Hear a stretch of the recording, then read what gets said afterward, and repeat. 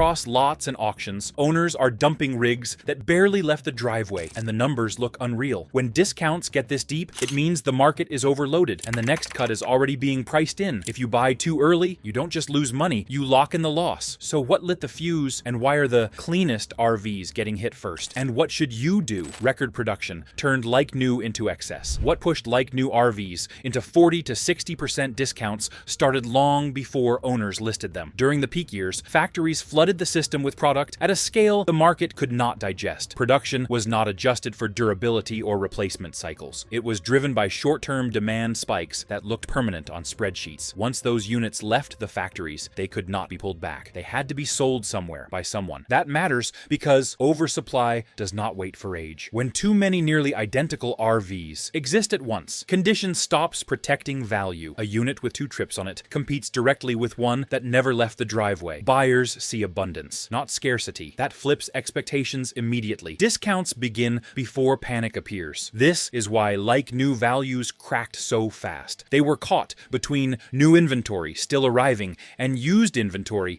exiting at the same time. The market became crowded with freshness. When freshness becomes common, it becomes cheap. The key point is this: these discounts are not promotions. They are pressure relief, and supply pressure alone did not push owners to cut this deep. Something else forced their hand next. Owners rushed the exit at the same time. Once prices softened, owners did not wait. They rushed. Thousands of people tried to sell nearly untouched RVs within the same narrow window. Plans changed. Travel slowed. Storage fees felt wasteful. Insurance bills arrived whether wheels turned or not. What felt like a personal decision became a mass event. That surge is what crushed pricing. Listings multiplied faster than buyers could respond. Scroll any marketplace, and the pattern appears immediately. Same year, same trim, same mileage range. When buyers see options stacked like that, they stop negotiating upward. They wait. Each new listing undercuts the last because sellers are competing against each other, not demand. This is how 40 to 60% cuts happen on like-new units, not because something is wrong with them, but because there are too many of the same thing at once. Condition becomes irrelevant. Timing becomes everything. The moment sellers realize they are late instead of early, urgency replaces optimism. Prices fall quickly because no one wants to be last holding the same RV when the next price cut appears. That behavior problem fed directly into the biggest misunderstanding of all, which started during the boom itself. If this breakdown is already saving you time or money, support the work. Like the video, subscribe for upcoming market warnings, and leave a comment sharing what prices look like where you live. Real data from viewers helps expose what dealers won't admit. The boom created false confidence in value. During the surge years, buyers believed demand would protect resale value. Prices were rising. Trade offers looked strong. Listings sold quickly. That created confidence that like new meant safe. It did not. It only meant early. Demand during that period was artificial. Lockdowns, stimulus money, and emotional urgency collided. Usage patterns were temporary, but purchase decisions were permanent. Many RVs logged minimal mileage after the first season. They looked new, but they were not earning their keep. When reality returned, demand thinned faster than supply. That gap is deadly for resale. A lightly used RV still depreciates the moment it stops being scarce. Once buyers disappear, price becomes the only signal left. This is why owners are accepting losses now. The value they believed existed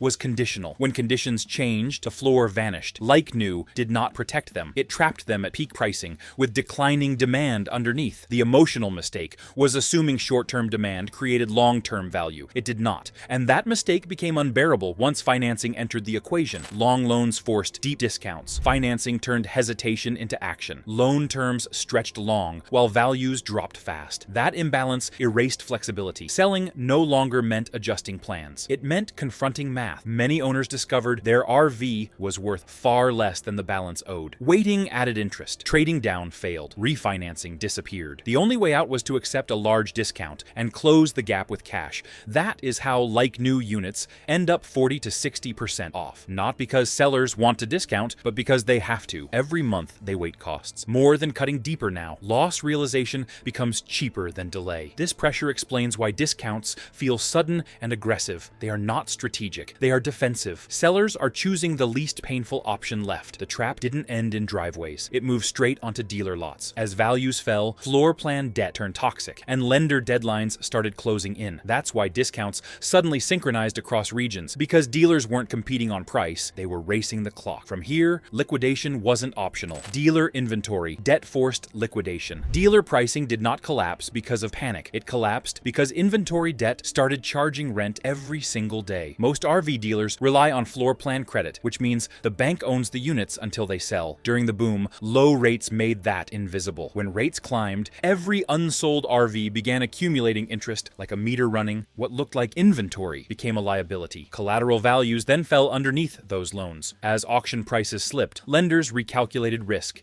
and tightened terms. Credit lines shrank. Curtailment payments increased. Some dealers were required to pay down principal just to keep inventory on the lot. Cash that once funded marketing and service bays was diverted to interest. Price cuts stopped being optional. They became survival moves. This is why discounts accelerated so quickly. Dealers were not racing competitors. They were racing the calendar. Every week, a unit sat cost real money. Cutting $10,000 now often saved more than holding out for $15,000 later. Once that logic sets in, pricing discipline disappears across an entire region. The moment inventory debt outweighs margin, liquidation becomes the only lever left. That pressure had one unavoidable destination. It forced everything into public price discovery. Auctions reset the market. Auctions are where theory meets math. When RVs began flowing into wholesale lanes, the numbers stopped being negotiable. Hammer prices undercut retail tags immediately, sometimes by tens of thousands. Dealers who attended did not bid to build inventory. They bid to stop bleeding. When reserves failed, units rolled again the following week at lower expectations. Week after week, prices reset downward. Each failed reserve became a public signal. Everyone could see it. A model that could not clear at 48,000 one week would not magically clear at 50 the next. Wholesale reality spreads fast because lenders, appraisers, and dealers all watched the same screens. Retail pricing followed, not because dealers wanted to, but because financing demanded it. Banks reference auction comparables when approving loans and trade values. When those numbers fall, retail tags lose credibility overnight. Listings that ignore wholesale math simply stop moving. This is how price discovery works in reverse. Optimism is removed first, then discretion. What remains is the number someone is willing to pay today, not what was paid yesterday. Auctions did not cause the collapse. They revealed it, but the pain did not arrive everywhere at once. Geography decided who felt it first. Cities fell first, then the rest. Price declines did not move evenly across the map. High-cost metro dealers cracked first because their overhead left no room to wait. Rent, payroll, advertising, and interest stacked up quickly. When traffic slowed, those expenses did not. Cutting prices became the only way to keep cash flowing. Rural markets lagged at first. Storage space was cheaper. Customer relationships were longer. Some regions believed demand would return with the season. That delay created a false sense of stability. When credit tightened and auctions set lower benchmarks, those areas followed the same path. Just later, location now dictates leverage. A RV sitting near multiple auction hubs faces constant price pressure. A similar unit hundreds of miles away may hold longer, but it will not escape the gravity. Freight costs, lender rules, and online listings flatten distance faster than many expect. It looked uneven. It wasn't. Expensive markets cracked first. Cheaper markets held longer, and then followed. Resistance didn't change the direction. It only bought time. Meanwhile, the real adjustment was forming where supply begins, not where it gets sold. Factory slowdowns locked the damage. Manufacturing slowdowns arrived last, but they sealed the damage. As dealer orders dried up, factories reduced shifts and paused lines. Temporary closures became extended ones. Layoff notices followed. Those workers were not just employees, they were future buyers removed from the market. Supplier networks felt it immediately. Axle makers, cabinet shops, window plants, and transport firms lost volume. When those companies contract, they cut hiring and investment. That ripple matters because it shrinks demand beyond RVs themselves. Fewer paychecks mean fewer large purchases of any kind. With production slowed, some assumed prices would recover. They did not. Existing inventory was already too large. Fewer new units did nothing to lift used values weighed down by debt and listings. Instead, slower production reduced incentives and financing programs that once supported demand. This is how recovery stalled. Supply stopped growing, but demand fell faster. Credit remained tight. Confidence stayed low. The system could not clear. The final acceleration came from finance, not factories. As balances exceeded values, lenders moved to protect exposure. That action pushed more units into the market, regardless of condition. The next phase was not about choice or patience. It was about enforcement, paperwork, and timelines that do not. Auction behavior signals direction. Lenders watch auctions more than ads. When clearance rates fall, they see risk rising and tighten quickly. Units start rolling, unsold, bidders stop reaching, and price discovery moves down another step. Retail follows because financing has to. Discounts did not spark urgency, they created suspicion. When similar units fail repeatedly, bidders assume lower prices are coming. That expectation alone reduces participation. A RV that might have sold last month sits today because everyone is watching the same data. Clearance rates slipping from the high 70s into the low 60s changed behavior instantly. This is market psychology in motion. People are not afraid of missing out. They are afraid of overpaying. That shift flips leverage completely. Sellers lose control, even when inventory looks clean. Weak demand signals do not reverse quickly, they compound. Auction hesitation is more than a snapshot, it's a trigger. When clearance rates slip, everyone upstream starts preparing for lower numbers. Lenders don't wait for sentiment to improve. They protect exposure, and that decision releases a new wave of units into the market. Repossessions, added inventory. Repossessions did not appear suddenly. They followed policy changes tied to falling values. As collateral weakened, lenders tightened terms to protect exposure. Credit thresholds rose, refinancing options vanished, and grace periods shortened. When payments slipped, action came faster than before. Defaults increased, not because owners changed overnight, but because math removed alternatives. A RV worth less than its balance leaves no room to adjust. Selling cannot cover the note. Waiting adds interest. Lenders respond by securing what remains. Repossession becomes a defensive move, not a punishment. Those units do not return to retail quietly. They feed wholesale channels directly. Flatbeds deliver them to auctions, where they join already swollen lanes. Condition often looks fine, which confuses observers. The damage is financial, not cosmetic. Paperwork tells the real story. Every repossessed RV adds pressure regardless of mileage. It increases supply without adding demand. That imbalance pushes prices lower for everyone else, including owners still current on payments. Repos are not isolated events. They are volume events. Production can slow, but enforcement doesn't. When values fall below lender triggers, inventory moves automatically, often without anyone controlling the timing or the condition story. Distressed RVs hide physical risk. Cheap does not always mean safe. As distressed inventory grows, physical risk increases. Flooded and salvaged RVs quietly re-entered the market after storms and disasters. Many were cleaned, dried, and cosmetically repaired. On the surface, they look normal. Underneath, damage lingers. Moisture travels into walls, insulation, and wiring. Corrosion begins slowly. Mold forms where it cannot be seen. These problems rarely appear during quick walkthroughs. They surface months later, after purchase, when repair costs explode. What looked like savings turns into liability. Paperwork becomes critical at this stage. Titles can be washed. Insurance histories can be incomplete. A clean exterior does not equal a clean record. Verification matters more than appearance. Databases, inspection reports, and serial checks are the only defenses. This risk grows during market stress because volume overwhelms scrutiny. Units move faster. Corners get cut.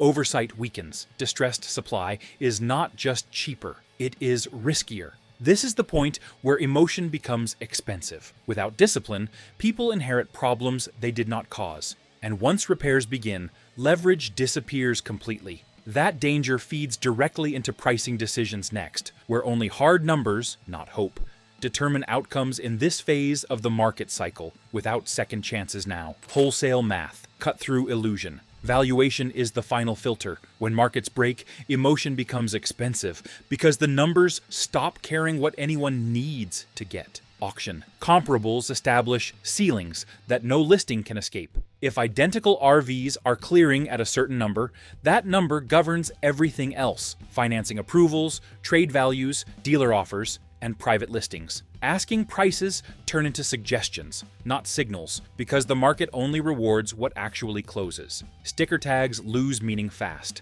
What matters is the verified sale, the hammer price, the funded deal, the unit that cleared today. Wholesale data strips away optimism and forces alignment. It's uncomfortable, but it's necessary. Numbers don't negotiate, they inform. When the wholesale lane resets lower, retail has to follow, even if sellers refuse to admit it. Listings that ignore wholesale math don't hold value. they just stop moving. This is where emotion inflates losses. Holding out for yesterday's value extends pain because time adds carrying costs and reduces leverage. Accepting today's value preserves options, even if it stings. The difference is the discipline. People anchored to sunk costs wait for a recovery that may never arrive, and they pay for that hope every month. Interest, storage, insurance, and the slow erosion of demand as buyers learn the new numbers. Math protects money better than optimism. Valuation tools, recent sales, and verified comparables create guardrails. They prevent overpayment on the buy side and limit downside on the sell side. When you treat comps as boundaries instead of opinions, urgency fades. Decisions get cleaner. You stop reacting to a dealer's pitch or a seller's story and start responding to reality. The final leverage point is knowledge. Knowing the real number changes every conversation. It shifts control quietly because it removes uncertainty, and uncertainty is what sellers exploit when markets are chaotic. Once control shifts, outcomes change. That becomes critical next because the side with liquidity and timing dictates terms, while everyone else reacts, often too late, as pressure intensifies and options narrow across every region. Liquidity changed negotiations. Payment method quietly rewrote every negotiation. As lending standards tightened, financing stopped being a convenience and became a bottleneck. Deals slowed because approvals took longer, conditions multiplied, and lenders questioned collateral values. Each delay increased dealer risk. Inventory sitting unsold meant interest still running, floor space still occupied, and exposure still growing. Certainty suddenly mattered more than headline price. Liquidity removed that uncertainty. When funds were verifiable and immediate, the risk window collapsed. Dealers no longer had to wait for underwriters or worry about last-minute denials. That certainty carried weight. It shortened timelines, stabilized cash flow, and reduced lender scrutiny. In practice, it often translated into deeper concessions because speed became more valuable than holding out. Disclosure timing mattered, revealing liquidity too. Early froze negotiations. Waiting until terms were set shifted leverage quietly. At that point, certainty replaced speculation. Price discussions changed tone because the outcome was no longer hypothetical. This is why negotiation tactics alone failed. The market stopped rewarding clever language and started rewarding clean execution. Liquidity didn't guarantee a deal, it guaranteed attention. Attention only becomes leverage when it meets the right moment. Miss the window and you're just another buyer in line. Hit it, and the seller starts cutting to survive the calendar. Seasonal pressure windows. Prices do not move randomly. They bend during predictable windows tied to inventory age and carrying costs. Late winter pressures appear when dealers face another season with unsold stock. Interest has already accumulated. Storage has already been paid. Clearing aging units becomes urgent before spring traffic arrives. Early autumn creates the second bend. New model years approach. Older inventory turns radioactive on balance sheets overnight. Discounts deepen, not because demand disappears, but because time runs out. Each passing week reduces flexibility. Inventory aging amplifies both windows. A RV sitting for 9 months costs more than one sitting for 3. That cost shows up in pricing quietly. Patience during these periods saves real money because sellers become motivated by calendars, not hope. This pattern repeats across cycles. It is not speculative, it is mechanical. Waiting through these windows often produces larger drops than aggressive negotiation. However, timing alone does not guarantee opportunity. Some regions feel these pressures earlier and harder than others. Watching the calendar without watching location leaves money on the table. Geography determines how sharply those seasonal forces apply. Regional stress revealed discounts. Location controls pressure. Regions clustered around auction hubs, major dealer corridors, or factories soften. First, because inventory density magnifies risk. Freight costs are lower, disposal options are closer, and units move faster when lenders demand action. That concentration accelerates discounting because sellers know they have competition nearby, and they know wholesale outlets are only a short haul away. Freight movement becomes an early signal. When transport activity increases without matching retail traffic, pressure is building. Inventory is being repositioned, not sold. That imbalance forces price adjustments locally before spreading outward. Language shifts in listings expose urgency. Phrases change from special pricing to must move and motivated seller. That transition usually signals internal deadlines, not a sudden change of heart. Pricing flexibility expands when words change, because optimism has been replaced by a calendar. Not every region moves together. Areas with fewer dealers or less competition resist longer. But resistance does not equal safety. It means delayed adjustment. Eventually, wholesale benchmarks reach them too, through online listings, lender comps, and auction data. Knowing where pressure concentrates keeps you from overpaying in calmer zones. Discounts show up first where stress is highest, often before headlines catch on. Location helps, but it doesn't protect you by itself. Different classes decline at different speeds, and chasing the biggest markdown without rules is how buyers inherit problems. The safeguard is discipline. Discipline made the difference. Discipline separated outcomes. Inspection thresholds mattered because condition determines future cost. Moisture checks, system tests, and documentation reviews prevented surprises. Skipping steps invited regret. Walk away rules protected leverage. A deal that crossed predefined limits was not negotiated further. Walking preserved options. Staying invited compromise. Discipline required accepting missed opportunities to avoid bad ones. Documentation checks completed the shield. Titles, insurance histories, and service records confirmed reality. Assumptions failed where paperwork ended. Verification prevented inheriting hidden problems. Control came from preparation, not pressure. Knowing limits removed urgency.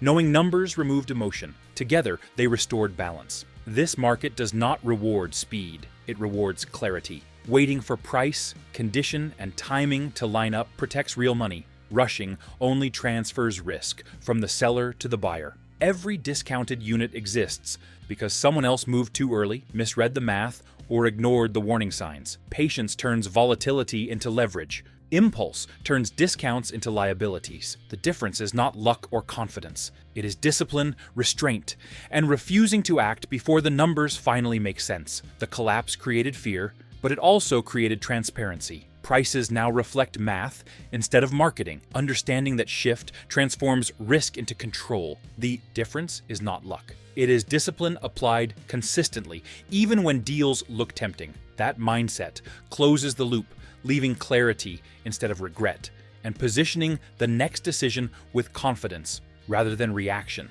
The people who protect their money now are the ones who wait, verify, and refuse pressure. Another adjustment is already forming, and the next few weeks matter. Stay deliberate, stay informed, and let the numbers guide every move. In markets like this, clarity is leverage, and leverage is how regret gets avoided. That discipline separates survivors from expensive mistakes when volatility returns again.